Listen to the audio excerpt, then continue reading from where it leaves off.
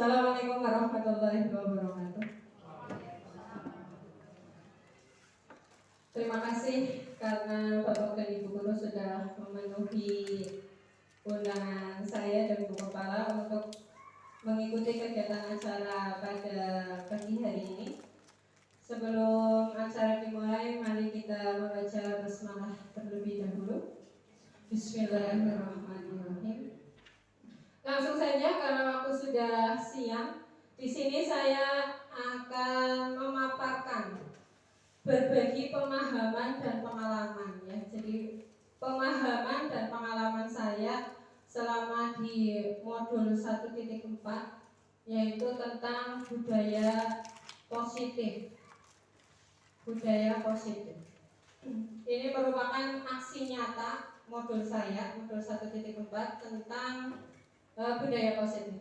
Ada yang pernah mendengar tentang budaya positif? Kira-kira kalau mendengar kata-kata budaya positif itu kira-kira bercerita tentang apa? Monggo pendapatnya. Angkat tangan silahkan. Apa itu budaya? Pernah mendengar kata-kata budaya positif kan ya? Pernah. Pernah Bapak Ibu? Pernah. Jadi tadi baru mendengarkan ya. Tadi baru mendengar kan? Budaya positif. Iya benar. Berarti kan pernah mendengar. Kira-kira apa yang ada di dalam pikiran Bapak Ibu tentang apa sih kira-kira kata-kata budaya positif? Apa? Pembiasaan. Boleh. Oke. Terus apa? Kebiasaan yang baik. Oke. Ada lagi? Semuanya benar?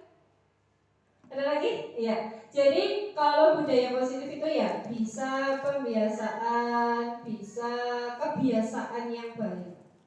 Kemudian di sini ada konsep inti dari budaya positif. Jadi kita akan mempelajari yang pertama tentang perubahan paradigma belajar, disiplin positif, nilai-nilai kebajikan, kebutuhan dasar manusia, motivasi perilaku manusia, posisi kontrol guru, keyakinan kelas, dan segitiga restitusi. Itu yang akan kita pelajari pada kesempatan kali ini. Kemudian yang pertama itu tentang pembelajaran dengan paradigma baru. Pembelajaran dengan paradigma baru itu pembelajaran yang dirancang berdasarkan prinsip pembelajaran berdiferensiasi. Apa itu berdiferensiasi? Ada yang pernah mendengar kata-kata berdiferensiasi itu apa ya? Mungkin yang baru saja PPG masih ingat Mas Bro? Masih ingat apa itu pembelajaran berdiferensiasi? Pembelajaran yang disesuaikan dengan kebutuhan peserta. Oh ya. Pembelajaran yang disesuaikan dengan kebutuhan peserta didik ya. Itu merupakan pembelajaran berdiferensiasi ya. Jadi kita sebagai guru itu seharusnya kalau sekarang itu kita melakukan yang namanya pembelajaran berdiferensiasi, di mana pembelajaran berdiferensiasi itu pembelajaran yang mengacu kepada kebutuhan murid. Kebutuhan murid itu gaya belajarnya misalnya visual atau audio visual. Itu kita mempelajari pembelajaran dengan paradigma baru.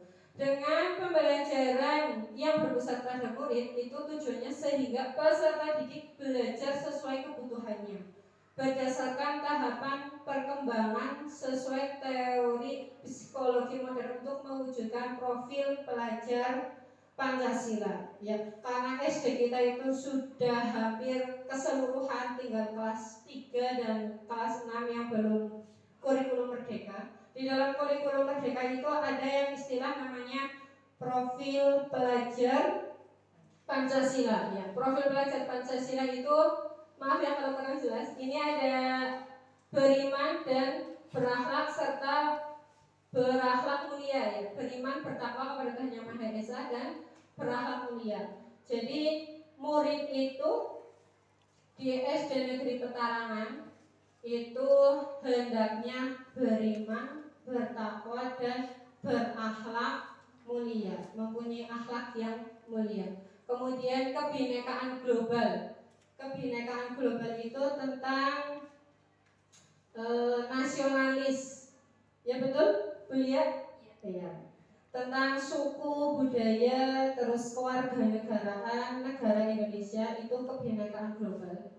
Kemudian gotong royong itu bukan sekedar hanya gotong royong, tetapi kerjasama juga, kerjasama antar murid dengan guru ataupun guru dengan guru. Itu gotong royong atau kerjasama. Kerjasama dalam hal apapun. Misalnya dalam pembelajaran, kerjasama dalam membuat hasil karya seperti itu. Kemudian kreatif, ya, jadi murid-murid itu dituntut untuk kreatif, bernalar kritis, dan selanjutnya adalah mandiri. Itu profil pelajar Pancasila yang mungkin sudah tidak asing lagi di telinga Bapak Ibu. Untuk selanjutnya, miskonsepsi tentang teori kontrol. Apa itu miskonsepsi tentang teori kontrol? Jadi ketika Bapak Ibu menghadapi siswa, entah itu siswa yang bermasalah atau siswa yang tidak, itu ada sebuah teori kontrol. Yang pertama, yang saya gambarkan di sini adalah ini adalah sebagai siswa atau murid peserta didik, dan yang mengontrol ini adalah kita sebagai guru. Ya, jadi guru itu mengontrol siswa. Lah, apakah teori ini benar atau tidak? Itu ternyata tidak benar. Ya, tidak benar di mana? Yang pertama, ilusi guru mengontrol murid. Ya, ilusi guru mengontrol murid. Ilusi itu hanya angan-angan, guru mengontrol murid. Jadi murid misalnya disuruh diam. Murid yang diam adalah murid yang pandai. Itu adalah hanya sebuah ilusi. Mengapa? Karena kembali lagi ke kebutuhan murid. Mungkin murid itu ada yang sukanya gaya belajarnya aktif, misalnya lari-larian seperti itu, lari-lari di dalam kelas, ya. Itu wajar saja. Kenapa? Gak apa-apa. Kemudian ada ilusi bahwa semua penguatan positif, efektif, dan bermanfaat. Ini maksudnya penguatan positif efektif itu adalah penghargaan. Ya, jadi tidak setiap penghargaan atau reward yang kita berikan kepada peserta didik itu bisa efektif dan positif dan bermanfaat. Tidak semua penghargaan kepada anak itu positif. Itu hanya ilusi atau miskonsepsi. Kemudian yang keempat, ilusi bahwa kritik dan membuat rasa bersalah mampu menguatkan karakter. Ya, jadi misalnya kita mengkritik anak, ada anak yang bermasalah, kita kritik, kamu jangan seperti itu. Itu bukannya anak itu akan melakukan hal yang baik. Itu hanya sebuah ilusi, ya Bapak Ibu. Jadi bagaimana kita istilahnya menanggapi anak-anak yang bermasalah, nanti kita akan di slide selanjutnya nanti ada. Kemudian ilusi bahwa orang dewasa berhak memaksa. Orang dewasa di sini adalah kita, guru. Kita guru lebih dewasa kan ya daripada anak-anak, betul? Iya, jadi guru itu lebih dewasa daripada anak-anak peserta didik kita ya. Nah, di sini ada sebuah miskonsepsi bahwa orang dewasa berhak memaksa. Jadi kita mungkin dulunya kemarin itu memaksa bahwa anak harus nulis, anak harus pandai berhitung, anak harus pandai membaca. Ya, misalnya seperti itu. Nah, ini ternyata hanya ilusi, ya, hanya ilusi. Kita tidak boleh atau tidak diperkenankan untuk memaksa peserta didik. Oke, untuk selanjutnya ini ada mengubah paradigma stimulus respon ke teori kontrol. Masih semangat Bapak Ibu? Masih semangat? Masih. SD Negeri Petarangan? Kalau saya bilang SD Negeri Petarangan luar biasa. SD Negeri Petarangan? Luar biasa. Tangannya semangat. SD Negeri Petarangan? Luar biasa. Oke. Masih semangat? Masih. Dilanjut atau lanjut? Mau ice breaking nggak apa-apa. Nanti kita ice breaking. Mau nyanyi balonku seperti kemarin? Balonku diganti apa kemarinnya? Iya. Sekarang balonku diganti O. Ya. Ini tentang mengubah paradigma stimulus respon menjadi teori kontrol. Jadi dalam pendidikan guru penggerak ini ada materi tentang paradigma stimulus respon dan teori kontrol. Ini di mana stimulus respon ini adalah realitas atau kebutuhan kita sama. Sedangkan di dalam teori kontrol kebutuhan kita itu berbeda. Ya. Jadi kebutuhan saya dengan kebutuhan Bapak Ibu tidaklah sama. Kita berbeda, ya. Misalnya saya makan hanya 1 sendok misalnya. Bapak Ibu perlu makan setengah sendok misalnya. Ya, jadi kebutuhan kita berbeda. Begitu juga dengan kebutuhan peserta didik. Kebutuhan mungkin ada peserta didik yang misalnya di dalam kelas itu kepalanya diletakkan di atas meja misalnya. Peserta didik kepala lagi diajar kok kepalanya ditaruh di atas meja. Mungkin peserta didik itu belum sarapan atau kurang tidur sehingga ngantuk seperti itu ya. Jadi kebutuhan antar satu peserta didik yang satu dengan peserta didik yang lain itu berbeda. Ya, di sini secara kebutuhan kita berbeda. Kemudian yang kedua, itu ada semua orang melihat hal yang sama. Di teori kontrol, setiap orang memiliki gambaran yang berbeda. Maksudnya di sini itu adalah kita itu misalnya melihat sebuah cahaya matahari. Cahaya matahari itu ada yang memiliki gambaran cahaya matahari itu silau. Ada juga yang cahaya matahari itu menyusahkan. Kenapa? Karena kita jadi kepanasan gitu. Atau cahaya matahari itu sangat bermanfaat untuk mengeringkan baju seperti itu. Ya, jadi setiap gambaran orang per orang atau individu per individu itu berbeda.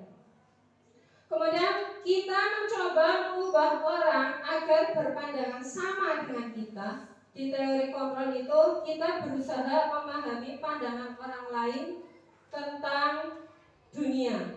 Ya, kita berusaha memahami pandangan orang lain tentang dunia. Jadi pandangan saya mungkin dengan pandangan Pak Toyo itu berbeda. Ya, kita tidak boleh memaksa Pak Toyo itu harus sesuai dengan saya. Itu tidak mungkin, ya. Tetapi kita itu dianjurkan untuk memahami pandangan orang lain. Saya harus memahami pandangannya Pak Toyo misalnya tentang apa.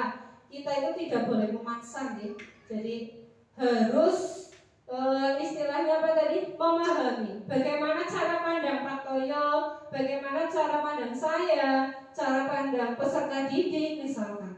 Ya, jadi kita setiap orang itu mempunyai cara pandang yang berbeda-beda. Iya. Jadi cara pandang itu tidak akan sama seperti kebutuhan tadi. Kebutuhan juga tidak akan sama, cara pandang pun juga tidak akan sama. Terus perilaku buruk dilihat sebagai suatu kesalahan. Kalau teori kontrol, semua perilaku memiliki tujuan. Ya, semua perilaku, semua apa yang kita lakukan di dunia ini itu memiliki tujuan. Ya, misalnya saja ada anak misalkan, kita contohkan kepada anak. Kenapa anak bertengkar? Kenapa ada anak bertengkar? Pasti ada asal muasal, ada sebab akibat. Kenapa anak bertengkar misalnya? Dilecehkan misalnya, dicontek pekerjaannya misalkan, tidak terima sehingga bertengkar. Kenapa bertengkar? Karena sebabnya itu tadi ada teman yang mencontek misalnya. Ya, jadi setiap tindakan peserta didik dan setiap tindakan kita itu pasti ada tujuannya. Kemudian orang lain bisa mengontrol saya di dalam stimulus respon, tetapi di teori kontrol hanya Anda yang bisa mengontrol diri Anda. Saya yang bisa mengontrol diri saya, Bapak Ibu yang bisa mengontrol diri Bapak Ibu. Begitu juga dengan peserta didik. Di sini saya ibaratkan, jika tangannya itu memegang sesuatu, misalkan saja pulpen. Ini pulpen sangat berharga bagi saya. Ya, pulpennya itu sangat berharga. Mau Bapak Ibu merayu saya untuk membuka pulpen ini, meminjamkan pulpen ini, membuka genggaman tangan saya, mau merayu, mau misal badan saya dikelitik misalkan, biar ini terbuka, pokoknya bagaimanapun caranya biar ini terbuka, itu tidak akan terbuka ketika saya mempunyai kehendak untuk membuka. Ya, begitu gimana? Ya, jadi itu maksudnya. Hanya Anda yang bisa mengontrol diri Anda. Itu saya ibaratkan dengan genggaman tangan. Tidak mungkin Pak Toyo merayu saya, ada apa itu di genggaman, coba dibuka. Merayu sekeras apapun, berusaha sekeras apapun, jika kita tidak berkehendak untuk membukanya, ya tidak akan terbuka. Seperti itu. Kemudian di sini saya bisa mengontrol orang lain, Anda tidak bisa mengontrol orang lain. Ya, ini hampir sama ya. Jadi kontrol itu ada pada diri kita masing-masing, dan kita tidak bisa mengontrol orang lain kalau tidak ada ibaratnya motivasi intrinsik, motivasi dari dalam. Misalnya Mas tidak bisa mengontrol orang lain. Misalnya saja Bu Kepala misalnya.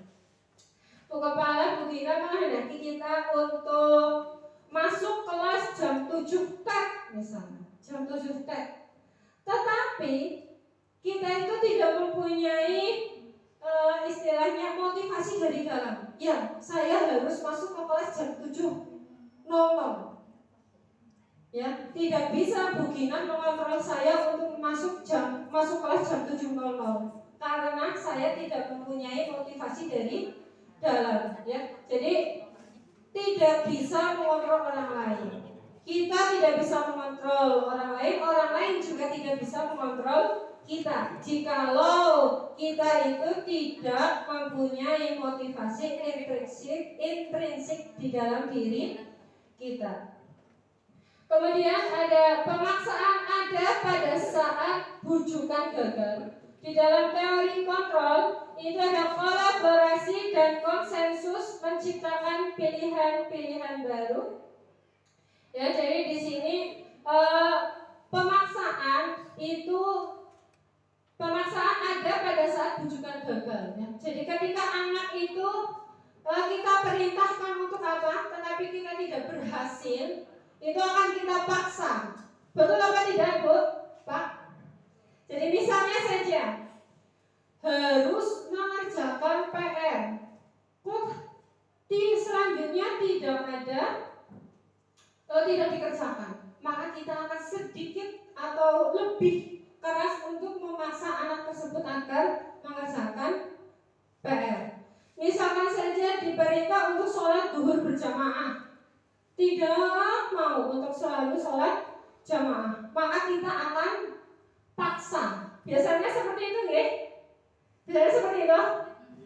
Ya. Tetapi di dalam teori kontrol atau seharusnya kita lakukan adalah berkolaborasi.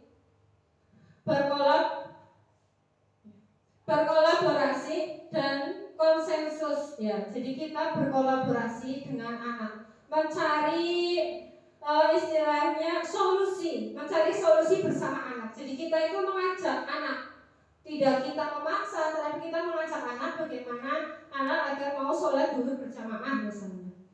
Kita harus berdialog dengan anak. Kemudian ada model berpikir menang atau kalah.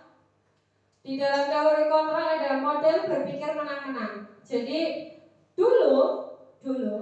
sekarang itu masih ada yang saya sendiri pun ada yang guru itu harus menang, siswa itu kalah, ya itu tidak, ya jadi model berpikirnya itu kita harus menang-menang, guru menang, siswa juga menang, iya. Bagaimana kemauan siswa, ya kita ibaratnya dituruti lah seperti itu.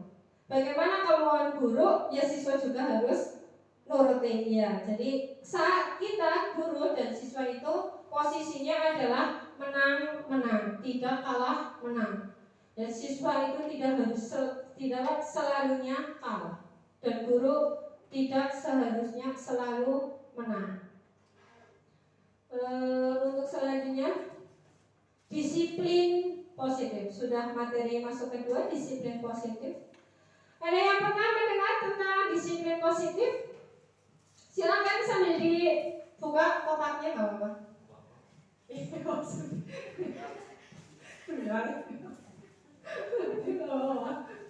Ya, santai saja Bapak Ibu, santai saja. Nggak usah tegang, nggak usah. Ya, santai saja.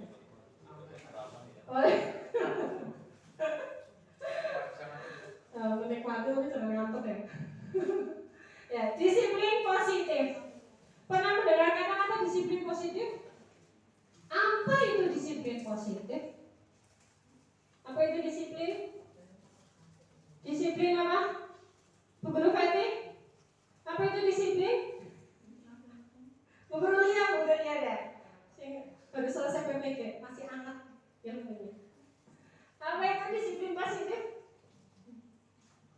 Disiplin. Patuh boleh.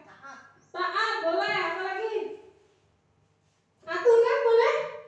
Boleh. Aturan. Patuh, taat ya boleh. Jadi apa itu disiplin positif?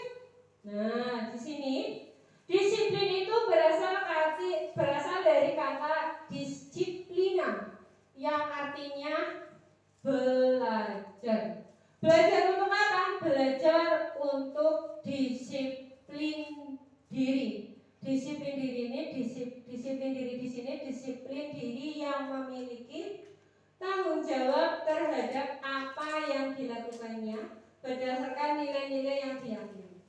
Nah, disiplin ini, belajar ini nanti akan tercipta yang namanya disiplin positif. Akan tercipta disiplin positif. Disiplin positif apa? Disiplin positif itu adalah salah satu cara penerapan disiplin yang bertujuan untuk menumbuhkan kesadaran serta memperdayakan murid tanpa adanya imbalan, ancaman ataupun hukuman. Kenapa? Karena imbalan, ancaman ataupun hukuman itu tidak akan berjalan efektif untuk merubah perilaku siswa. Ya, sekali lagi, jadi imbalan, ancaman ataupun hukuman itu tidak akan pernah merubah perilaku siswa yang tadinya misalnya buruk menjadi baik, itu tidak akan pernah merubah. Nah, sebagai pendidik kita itu bertujuan untuk menciptakan murid yang memiliki disiplin diri sehingga mereka berperilaku mengacu kepada nilai-nilai kebajikan universal. Apa itu kebajikan universal? Kebajikan universal itu nilai-nilai yang kita percayai. Nanti akan dibahas nanti akan kita bahas. Ya, jadi menciptakan murid yang memiliki disiplin diri sehingga mereka berperilaku sesuai nilai-nilai kebijakan universal dan memiliki motivasi intrinsik, motivasi dalam diri mereka peserta didik dalam melakukan perubahan ke arah yang lebih baik. Jadi kita sebagai guru itu harus menciptakan murid yang tadinya berperilaku buruk ke berperilaku baik tanpa adanya imbalan, ancaman ataupun hukuman. Nah, di sini nilai-nilai kebajikan. Apa tadi nilai-nilai kebajikan universal ya? Ada yang pernah mendengar nilai-nilai kebajikan universal? Bu Guru Ani pernah mendengar, Bu Guru Ani? Oh, baru saja. Ya. Ya. Saya di forum penggerak pun ya. Ini saya juga baru mendengar kata-kata nilai-nilai kebajikan universal itu ada di guru penggerak. Sebelumnya itu belum pernah mendengar yang namanya nilai-nilai kebajikan universal. Apa itu nilai-nilai kebajikan universal? Nilai-nilai kebajikan universal itu nilai kebajikan yang disepakati secara bersama antara murid dengan guru, lepas dari yang namanya suku, bangsa, agama, bahasa maupun latar belakangnya. Kalau di SD negeri kita mungkin agamanya sama, suku bangsanya sama, bahasanya pun sama, bahasa Indonesia dan bahasa Jawa Banyumasan. Tetapi kita mempunyai latar belakang yang berbeda. Antara satu murid dengan murid yang lain itu mempunyai latar belakang yang berbeda. Mungkin ada anak yang selalu diperhatikan dan anak yang tidak selalu diperhatikan. Ya. Jadi nilai-nilai kebajikan itu nilai-nilai yang disepakati bersama antara guru dan murid, murid dan murid. Ya. Contohnya apa? Nah, ini saya ambilkan dari nilai kebajikan yang ada di dalam profil pelajar Pancasila yang sudah mungkin Bapak Ibu tidak asing lagi. Ada beriman, bertakwa kepada Tuhan Yang Maha Esa dan berakhlak mulia, mandiri, benar kritis, kepintaran global, gotong royong dan kreatif. Ini adalah contoh-contoh nilai kebijakan yang ada di dalam profil pelajar Pancasila. Selain yang ada di dalam profil pelajar Pancasila juga misalnya ada saling menghormati misalnya. Saling menghormati, saling menyayangi, itu juga termasuk nilai-nilai kebajikan universal. Terus ada kebutuhan dasar manusia. Untuk materi selanjutnya itu tentang kebutuhan dasar manusia. Ya, jadi tadi sudah saya singgung bahwa kebutuhan dasar manusia itu berbeda-beda. Antara manusia yang satu dengan manusia yang lain itu berbeda-beda. Nah, segala sesuatu yang kita lakukan untuk mendapatkan apa yang kita inginkan. Jadi kebutuhan dasar manusia segala sesuatu yang kita lakukan untuk mendapatkan apa yang kita inginkan. Nah, seluruh tindakan yang kita lakukan memiliki tujuan tertentu, ya sudah saya singgung tadi. Dan semua usaha terbaik yang kita lakukan adalah dalam rangka untuk kebutuhan dasar kita terpenuhi dengan baik.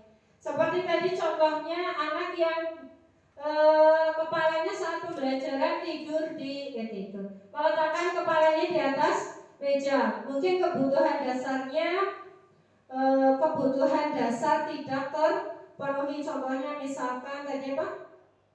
Kebutuhan dasar pangan misalnya. Pangan itu termasuk kebutuhan dasar ya. Sandang, pangan, apa ya? Papan ya. Papan, sandang, pangan ya. Itu juga termasuk kebutuhan ya. Jadi kurang belum sarapan sehingga ngantuk, berarti kebutuhan dasar pangannya itu belum terpenuhi. Ya. Nah, di sini kebutuhan dasar manusia itu ada 5. Ada 5 kebutuhan dasar manusia. Yang pertama ini adalah kebutuhan untuk bertahan hidup. Kebutuhan untuk bertahan hidup itu tadi ada 3: sandang, pangan, papan. Ya. Jadi Ketika ada anak bermasalah di dalam kelas, itu kita cari tahu dulu kebutuhan apa yang belum terpenuhi di dalam diri anak tersebut. Yang kedua misalnya cinta dan kasih sayang, ya, cinta dan kasih sayang dari orang tua. Seperti kemarin kasusnya Anggi misalkan, Anggi itu di rumah katanya anak tidak apa kemarinnya dibutuhkan apa ya? Ya berarti kan Mas Anggi itu kemarin kurangnya kasih sayang gitu. Karena kurang kasih sayang sehingga berbuat yang tidak baik. Nah, kemudian ada kebebasan. Kebebasan di sini itu misalnya saja anak itu sukanya pernah mendengar yang namanya teori pembelajaran. Teori pembelajaran itu adalah teori apa ya? Visual. Anak-anak belajar itu ada visual, audio visual, terus kinestetik. Ya masih ingat ternyata waktu itu. Saya malah lupa. Ya, jadi ada beberapa visual, audio visual dan kinestetik. Ya. Jadi misalkan anak itu dalam hal belajar itu harus misalnya sering bergerak misalnya. Sering bergerak. Kok kita memaksa anak tersebut untuk duduk diam anteng ora obah. Ya, duduk diam anteng ora obah. Meneng banget orang gurune. Lah, ketika ditinggal oleh gurunya ke kantor, bubar kelasnya. Ya? Ya benar? Iya. Kelasnya bubar, lari meja. Nah, itu mungkin anaknya itu kebebasannya itu kebebasan dia itu tidak meraih kebebasannya ya karena sama gurunya disuruh duduk diam anteng tanpa ojo obah misalnya ya dengarkan bu guru jangan sampai ada yang lari-lari di kelas. Nah, ketika gurunya pergi misalnya satu hari rapat di korwil tidak ada gurunya bubar kelasnya. Iya betul? Ya, itu kebebasan. Kemudian ada kesenangan. Ya. Ada anak yang kesenangannya itu kebutuhan dasarnya senang. Misalnya dia itu senang yang kalau pembelajaran itu banyak bermain. Ada ice breakingnya seperti itu.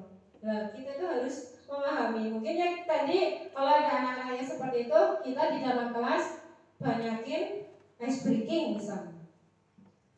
Saya kira Bapak dan Ibu sangat kreatif lah ya. Ice breaking di YouTube banyak, di TikTok banyak, kalau di Facebook jarang biasanya. Terus ada kekuasaan.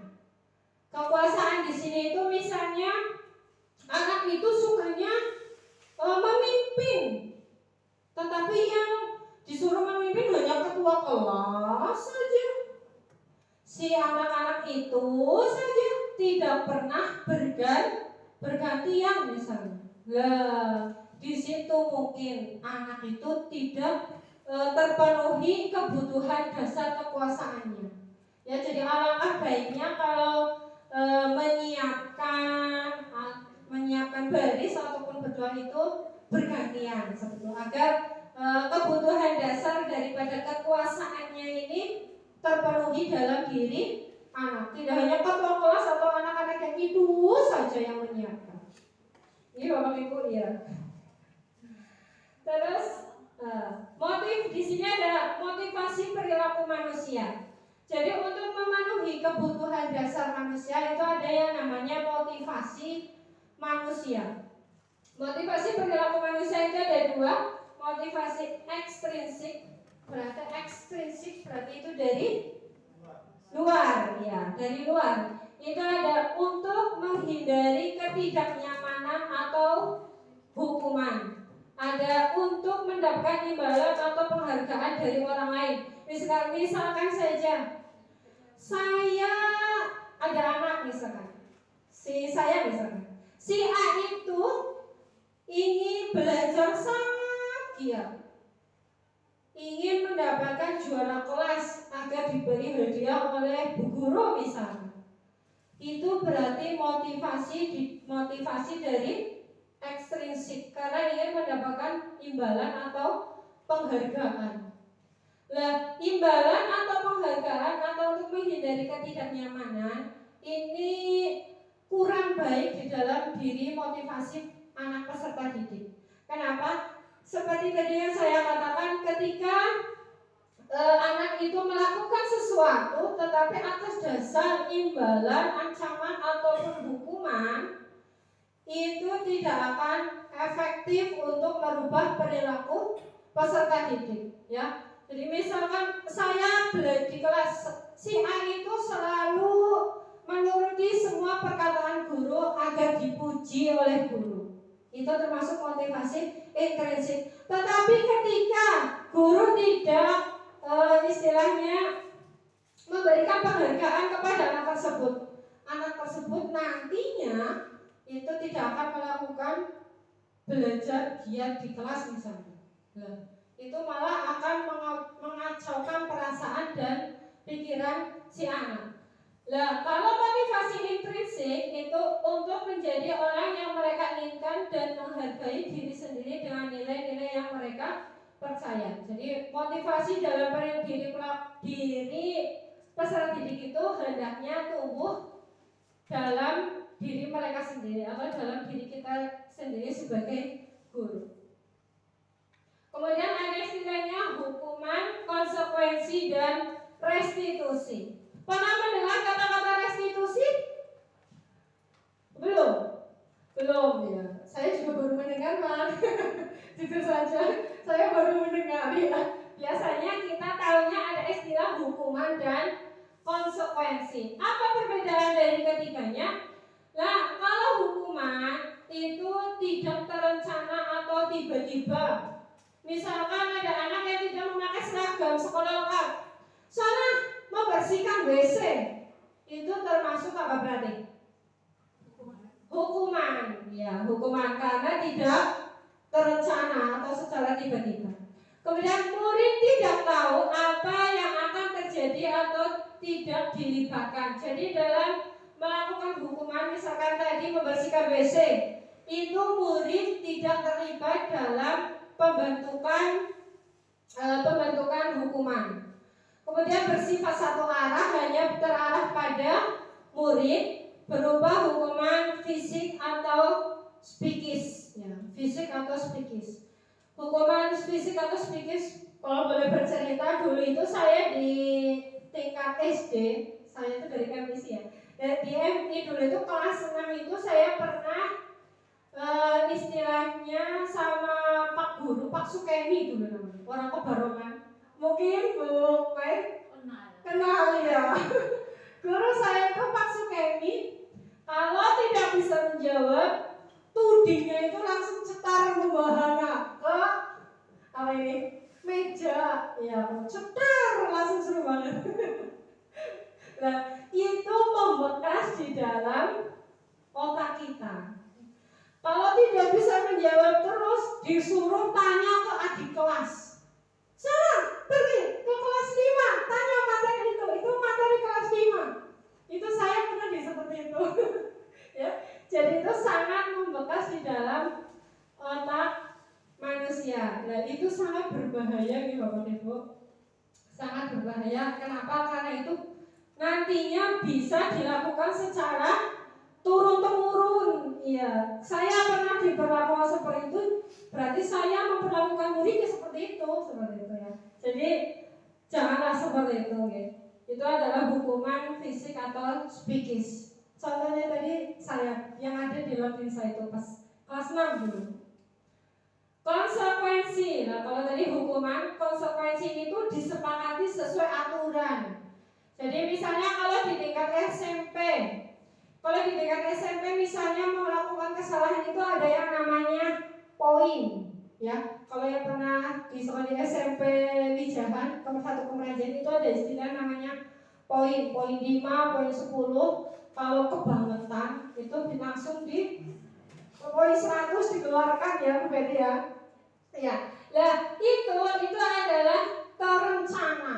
Jadi ada susunannya. Kalau di SD mungkin tata tertib lah, tata tertib atau aturan, tata tertib sekolah atau tata tertib kelas. Ya, itu sudah terencana dari 1 tahun sebelumnya mungkin. Kemudian murid tetap dibuat tidak nyaman dengan adanya konsekuensi karena tanpa adanya persetujuan dari murid misalkan. Terus sikap guru selalu memonitor murid. Bagaimana murid harus bertindak, bagaimana murid itu harus bertindak sesuai dengan tata tertib. Terus, nah ini ada restitusi. Kalau tadi hukuman dan konsekuensi, itu sekarang ada restitusi. Saya juga baru mendengar Bapak Ibu. Apa itu restitusi? Jadi restitusi itu adalah sebuah istilahnya langkah-langkah. Yang pertama itu proses menciptakan kondisi bagi murid untuk memperbaiki kesalahan. Proses kolaborasi yang mengajarkan murid untuk mencari solusinya sendiri. Ya, jadi di dalam restitusi ini kita sebagai guru itu hendaknya kolaboratif. Ya, kolaboratif. Apa itu kolaboratif? Pernah mendengar Bapak Ibu kolaboratif? Apa Bu Mai? Oh iya, pintar. Kolaboratif itu kerjasama. Iya, pintar. Bapak dan Ibu guru, saya yakin Bapak dan Ibu guru sudah kita itu pintar-pintar semua, ya. Jos-jos semua. Kolaboratif itu adalah kerjasama. Jadi kalau ada masalah, hanya kita dan murid itu bekerja sama untuk saling mencari solusi sendiri. Jadi anak-anak itu dituntut untuk mencari solusinya sendiri. Berperilaku salah sendiri ya berarti mencari solusinya sendiri seperti itu. Dilanjut atau nanti? Oh lanjut, oke. Nah di sini ada 5 posisi kontrol guru. Kira-kira sudah bertahun-tahun kita menjadi guru, kita itu ada di posisi yang mana? Ada penghukum, pembuat rasa bersalah, teman, pemantau, dan manajer. Kira-kira Bapak dan Ibu guru sebagai guru, sudah bertahun-tahun menjadi guru, sudah bukan berbulan-bulan lagi, itu kira-kira Bapak dan Ibu guru itu memposisikan diri Bapak dan Ibu guru itu di posisi kontrol yang mana? Pak Toyo mungkin di posisi kontrol yang mana? Kalau saya memilih teman. Oh, milih teman. Oke, bagus. Kalau Pak Heru mungkin selama ini merasa saya itu ada di mana ya? Apakah di penghukum, sering menghukum? Apakah di pembuat rasa bersalah anak? Membuat anak merasa bersalah. Kalau Pak Fahmi apa Pak Fahmi? Pemantau. Oh pemantau, bukan hukum. Gak apa-apa. Kita nanti perbaiki bersama ya. Nah, ya. Bu Guru Wati misalnya ada di mana? Oh nomor 2, pembuat rasa bersalah. Ya. Jadi ada 5 posisi kontrol guru ya. Jadi penghukum berarti sering menghukum. Ya. Membuat merasa bersalah berarti nunjuk-nunjuk anak biar anak itu merasa bersalah ya, seperti gambarnya nunjuk-nunjuk anak. Atau teman ya, kita dan anak itu bagaikan teman. Atau sebagai pemantau, ngintip. Ini gambarnya ngintip. Atau sebagai manajer. Lah apa sih kelima posisi kontrol guru ini maksudnya apa? Ya, jadi saya ada contoh penerapan 5 kontrol guru. Jadi saya istilahnya membuat sebuah kasus, ya. Jadi enakan sebuah kasus ya, nggak usah saya jelaskan. Di sini saya membuat kasus ada anak siswa tidak memakai atribut lengkap saat upacara bendera. Ada anak sering ya kalau upacara bendera itu banyak anak yang tidak memakai atribut lengkap, banyak ya. Nah, sebagai penghukum, ketika kita sebagai penghukum itu hormat pada bendera selama 1 jam. Nah, itu kita memberi hukuman. Setelah upacara bendera selesai, anak disuruh hormat bendera 1 jam. Itu tanpa adanya kesepakatan tadi ya. Hukuman itu tanpa adanya kesepakatan dengan murid. Nah, kalau membuat merasa bersalah, yang kita katakan, berapa kali ibu dan bapak harus memberitahu kamu? Kamu selalu saja mengecewakan ibu. Lah, itu adalah membuat merasa bersalah. Pernah berkata-kata seperti ini Bapak Ibu? Orang sering. Sering ya. Sudah dikasih tahu masih saja seperti itu. Ya Allah, kayak gitu ya. Mulia sepertinya sering ini. Ya, itu adalah berarti kontrol guru sebagai pembuat rasa bersalah. Ya, terus bagaimana dengan teman? Kalau membuat kontrol guru sebagai teman ini ada kata-kata ini seperti ini. Ayo dong, ikuti aturan sekolah. Tolong bantu ibu ya, sekali ini saja. Ya sudah, tidak apa-apa. Lain kali jangan sampai berbuat seperti ini lagi ya. Jadi posisi kontrol guru sebagai teman itu kata-katanya itu kita itu sama murid itu halus kayak teman, kayak kita berbicara dengan teman kan halus ya. Nah, ya itu seperti itu. Kemudian ada pemantau. Bagaimana kata-katanya? Nah, ini kata-kata sebagai pemantau. Kamu sudah melanggar aturan sekolah. Kamu tahu konsekuensinya? Setelah upacara kamu beli atributnya ke koperasi dan jangan diulangi lagi. Nah, itu kata-kata dari posisi guru sebagai pemantau ya. Pernah melakukan kata-kata itu? Mengatakan kata-kata itu kepada anak-anak? Oh iya pernah. Mbak Lia pernah mengatakan di mana? Oh, yang mengatakan pemantau ya. Baik. Nah, terus selanjutnya manajer yang terakhir. Kalau seorang manajer itu kata-katanya, apakah kamu tahu kesalahanmu? Kira-kira bagaimana kamu memperbaiki kesalahanmu? Nah, itu kata-kata seorang manajer. Berarti kira-kira Bapak Ibu, dari kalimat posisi kontrol guru yang tadi ada apa tadi ya? Penghukum, pembuat rasa bersalah, teman, pemantau, dan yang terakhir adalah manajer. Kira-kira menurut Bapak Ibu, itu dari kalimat posisi kontrol yang baik itu yang mana? Manajer, oke. Ada lagi? Teman, oke. Ada lagi? Oke ya. Jadi memang di sini teman dan manajer itu adalah pilihan terakhir kita kepada peserta didik ketika peserta didik itu melakukan kesalahan. Ya. Yang paling baik itu adalah posisi kita sebagai manajer.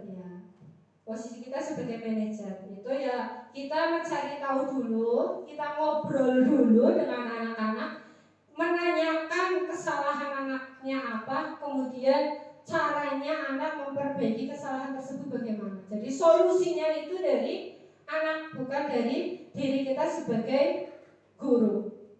Ya. Terus nih ada sebuah pertanyaan coba. Posisi kontrol apakah aku ketika Bapak Ibu bertanya, saya kecewa sekali dengan kamu. Berarti kira-kira posisi kontrol apa ini? Apa? Pembuat rasa bersalah. Oke, ada lagi? Tadi, saya kecewa sekali dengan kamu. Kira-kira apa posisi kontrolnya? Pembuat rasa bersalah. Oke, kita lihat bersama-sama. Apakah pembuat rasa bersalah? Oh iya, pintar sekali, tepuk tangan. Ya, tepuk tangan. Ya, benar sekali. Berarti udah paham ya. Lanjut.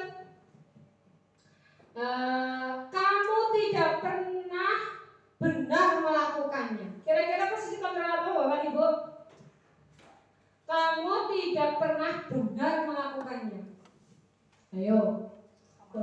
Apa? Pemantau. Ada yang lain? Enggak, pemantau. Oke, kita lihat jawabannya. Penghukum, Bapak Ibu. Penghukum. Kamu tidak pernah benar melakukannya. Salah, Bapak Ibu. Ya, si benar itu guru nih. Guru selalu benar ya gitu ya. Itu adalah penghukum. Terus ada lagi. Siapa itu? Apa rencanamu untuk menyelesaikan masalah ini? Apa itu? Posisi kota apa? Iya, coba kita lihat manajer. Manajer bukan? Iya, betul manajer. Manajer ya. Boleh tepuk tangan kata benar? Oke, selanjutnya. Ayolah, lakukan demi bapak atau ibu ya. Berarti apa? Teman, ada yang lain? Enggak ada, oke. Teman bukan ya? Teman, pintar orang. Ternyata bapak ibu luar biasa. Ada lagi, kamu tidak pernah mendapat nilai jika tidak mengerjakan tugas. Apa? Pemantau, oke. Ada yang lain? Kamu tidak pernah mendapat nilai jika tidak mengerjakan tugas. Apa pemantau? Setuju semuanya pemantau? Hukuman, penghukum udah loh tadi. Berarti apa? Pemantau. Oke, coba kita lihat bersama. Apakah pemantau? Iya, betul. Kalau tangan ternyata semuanya. Terus, nah, keyakinan kelas. Selanjutnya kita akan belajar tentang keyakinan kelas. Mengapa keyakinan kelas? Mengapa bukan peraturan kelas? Kira-kira ada yang mau menjawab? Kenapa sih kok keyakinan kelas? Yang biasa Bapak Ibu dengan itu keyakinan kelas apa peraturan kelas? Apa? Peraturan ya. Yang biasa kita peraturan. Kenapa kok ada mami-mami diganti ya? Diganti istilah keyakinan kelas. Kenapa peraturan kelas baik? Ya, apa itu peraturan kelas? Apa itu keyakinan kelas? Ada yang bisa menjawab? Dengan kata-kata keyakinan dan peraturan. Boleh ya? Mungkin kalau peraturan itu dibuat oleh guru dan harus ditaati oleh peserta didik. Tapi kalau keyakinan kelas, kalau menurut saya ya ini sesuatu yang disepakati bersama dengan peserta didik. Oh iya, baik. Kalau keyakinan itu harus disepakati. Kalau peraturan itu tidak disepakati seperti itu. Iya. Oke. Apa itu keyakinan kelas? Nah, menurut Anda, coba, mengapa ada peraturan menggunakan helm bagi pengendara motor? Kenapa kira-kira? Ada peraturan kalau di jalan raya, kalau tidak memakai helm kita ditilang. Ya, tilang sama Pak Polisi. Lah kenapa kok ada peraturan menggunakan helm sih bagi pengendara motor? Kira-kira kenapa? Untuk apa tujuannya itu? Menghindari resiko agar selamat ya. Biar kalau celaka itu kepalanya tidak langsung terbentur ya. Berarti untuk keselamatan diri ya. Lah, nilai dari keselamatan itu adalah nilai-nilai yang bersifat universal, bersifat umum. Nilai-nilai yang diyakini akan membuat seseorang memiliki motivasi internal. Ya, tak akan sekedar menjalankan peraturan, tetapi meyakini bahwa apa yang dilakukannya adalah benar untuk keselamatan. Ya. Jadi kalau memakai helm dalam diri kita itu sudah tumbuh untuk yakin kalau memakai helm pasti kita akan selamat seperti itu. Jadi apa lagi ya? Yakin kalau kita itu ada Allah, ada malaikat yang ada di samping kanan kiri yang selalu mengawasi kita. Ya betul?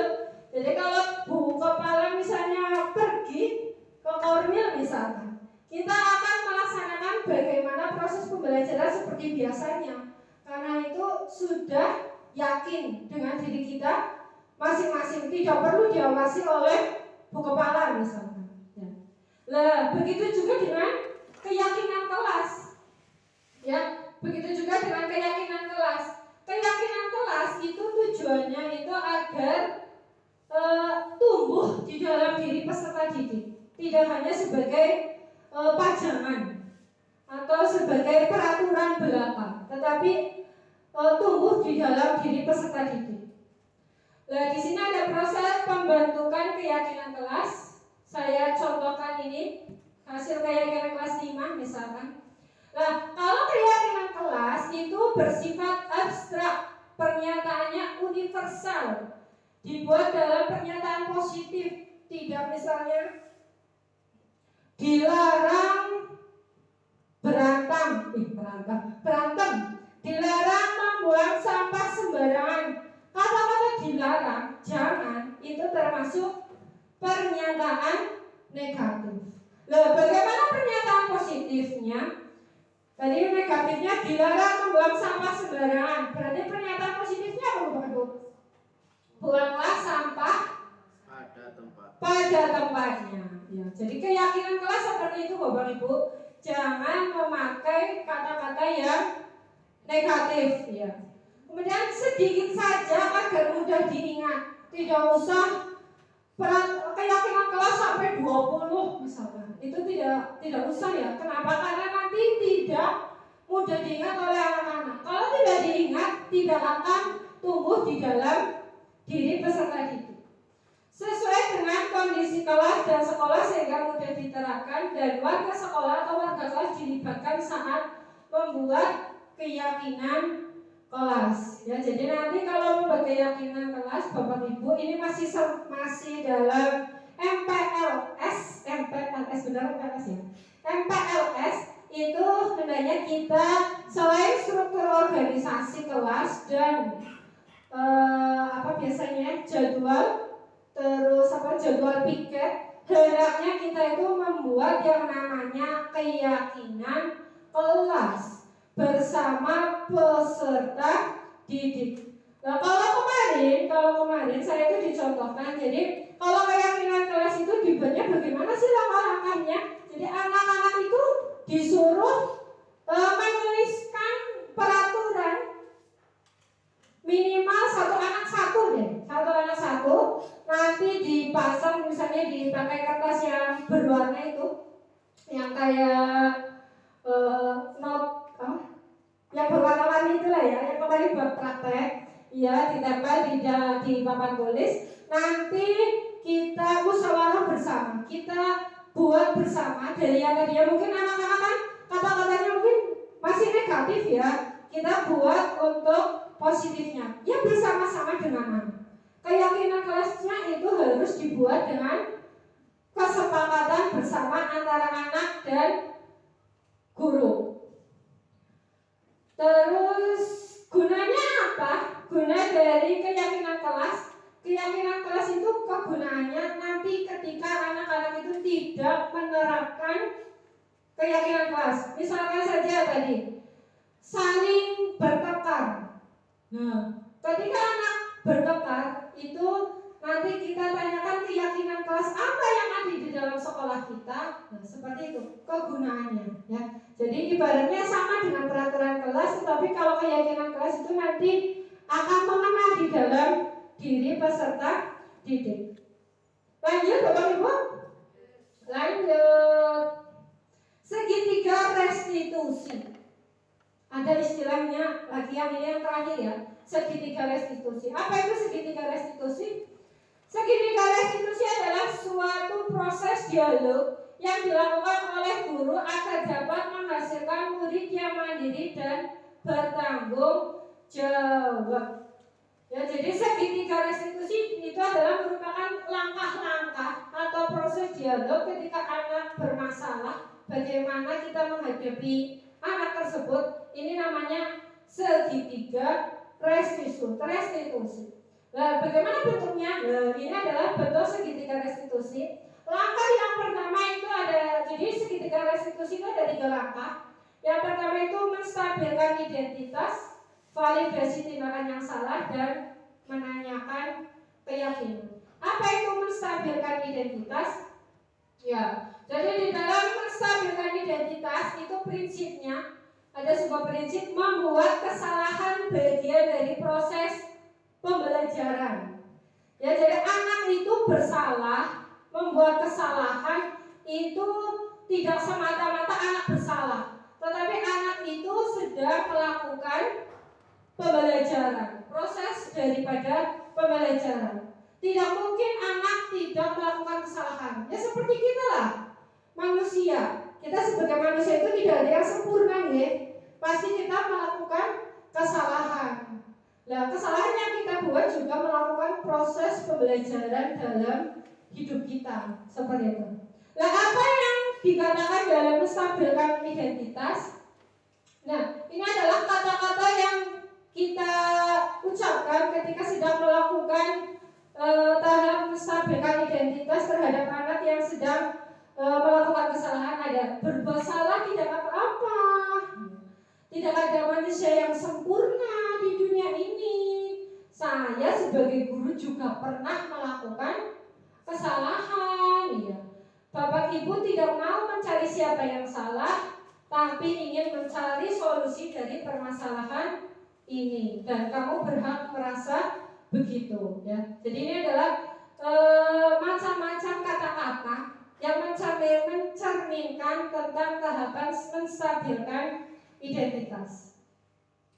Kemudian yang kedua itu validasi tindakan yang salah. Validasi tindakan salah itu mempunyai prinsip bahwa setiap perilaku berupaya memenuhi suatu kebutuhan tertentu. Ya kayak tadi anak bertengkar mungkin karena pekerjaannya dicontoh oleh teman misalnya. Berarti kan dia tidak dihargai dalam hal mengerjakan tugas misalnya. Berarti kebutuhannya itu tidak terpenuhi. Ya, jadi setiap perilaku pasti mempunyai tujuan untuk memenuhi kebutuhan. Nah, ini adalah kata-kata yang mencerminkan validasi tindakan yang salah. Kamu pasti punya alasan mengapa melakukan itu, padahal kamu bisa melakukan yang lebih baik. Ada kamu patut bangga karena telah melindungi sesuatu yang penting buatmu. Yang tadi PR penting buat dia karena dia mengerjakan sendiri. Terus kamu melakukannya karena mempertahankan sesuatu yang penting bagimu. Ini adalah kata-kata atau kalimat-kalimat yang mencerminkan validasi tindakan. Kemudian yang terakhir ini menanyakan keyakinan. Di dalam menanyakan keyakinan, ada sebuah prinsip bahwa pada dasarnya kita itu termotivasi secara intrinsik. Disinilah nanti kegunaan daripada keyakinan kelas yang sudah kita sepakati bersama peserta didik. Ini biasanya dilakukan di awal pembelajaran awal atau ajaran baru ya. Nanti kita bersama-sama mengimplementasikan tentang tadi keyakinan kelas. Apa keyakinan kelas kita? Nilai-nilai apa yang telah disepakati bersama? Seperti apa gambaran sebagai nilai menurut kamu dan kamu ingin menjadi orang yang seperti apa? Ini adalah tahapan terakhir dari segitiga restitusi. Ya, jadi tidak dalam mengatasi anak yang salah, kamu salah, kamu harus dihukum. Ya, itu hendaknya tidak dilakukan oleh seorang guru kalau sekarang. Ya, tetapi kita itu melakukan yang namanya tadi segitiga restitusi, menstabilkan identitas, validasi kesalahan, terus menanyakan keyakinan. Keyakinan di sini keyakinan kelas yang tadi kita buat bersama anak-anak. Ya, ini ada contoh penerapan segitiga restitusi. Jadi kemarin waktu liburan, ini saya disuruh untuk mempraktekkan segitiga restitusi. Di situ saya menerapkannya bersama Mas Billy, ada di link YouTube. Silakan yang mau menonton. Dan jangan lupa like, subscribe, dan komen. Ya, jangan lupa like, subscribe, dan komen. Pak Aris, jangan lupa subscribe YouTube saya. Oke. Jangan positif dong. Nanti karena sinyal tidak mendukung, jadi ini word saja ya. Kita lanjutkan saja, nanti bisa dilihat di YouTube saya. Farida Tunida. Ya, YouTube-nya masih sama, ketik saja Farida Tunida, nanti pasti ketemu. Ada background foto profil yang begitu cantik di situ. Silakan dilihat. Foto profil saya cantik sekali di YouTube.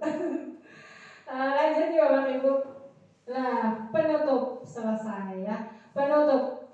Di penutup ini ada kata-kata dalam penerapan program disiplin positif, hendaknya guru itu memiliki standar kepribadian, profesional dan sosial. Ya, sosial yang baik, di mana guru harus mampu merefleksi dirinya dalam posisi kontrol saat ini. Bagaimana perjalanan dirinya sebagai among, menuntun, sebagai manajer. Ya, kalau kemarin saya itu berkata-kata, kita sebagai guru itu menuntun ya, menuntun peserta didik. Kita itu ibaratkan apa ya kemarin kan, pertemuan kemarin? Kita pas saat diskusi visi misi, kita itu sebagai petani ya, dan murid itu sebagai padi ya, padi jagung tidak ya, biji ya, sebagai biji itu tidak akan tumbuh, biji jagung tumbuh jadi padi tidak akan tumbuh menjadi jagung. Kita itu petani hanya merawat, menuntun ke arah yang lebih baik. Dan yang menuntun murid-murid menjadi insan yang mandiri, merdeka, dan bertanggung jawab. Itu ada di dalam standar nasional pendidikan kita negara Republik Indonesia. Oke, sekian, terima kasih. Fotonya cantik apa tidak Pak Ibu? Cantik ya, beda dengan orangnya ya.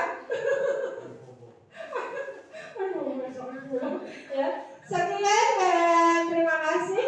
Mari kita akhiri dengan membaca hamdalah bersama. Alhamdulillahirabbil alamin. Terima kasih untuk waktunya Bapak Ibu dan terima kasih atas kehadirannya. Boleh bertanya juga. Ya, sekian dan terima kasih. Dari saya mohon maaf apabila banyak kesalahan. Wassalamualaikum warahmatullahi wabarakatuh.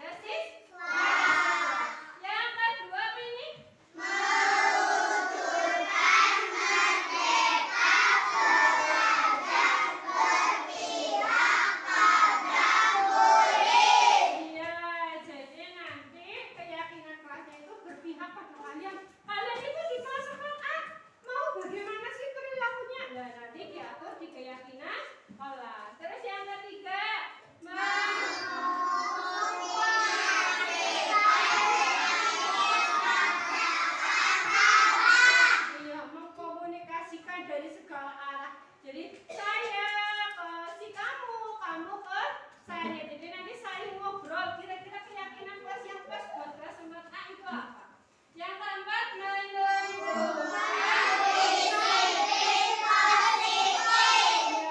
menumbuhkan disiplin positif. Apa itu disiplin positif? Disiplin yang baik, bukan yang namanya aja juga positif, bukan negatif. Nah,